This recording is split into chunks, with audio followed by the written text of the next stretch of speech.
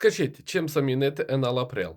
Бо чоловік кашляє від нього. Ну, дивіться, еналаприл – це до прилів може бути така побічна дія. Кашель. Напишіть, друзі, у кого теж є кашель на еналаприл. Це треба замінити на групу сартани. Там досить велика група цих препаратів. Це волсартан, діюча речовина, ірбесартан, лосартан, телмісартан, кандесартан, олмесартан. Азелсартан дуже багато. Це треба, щоб лікар індивідуально підібрав. Можете брати по програмі доступні ліки. Лозартан. Або не забудьте на мене підписати.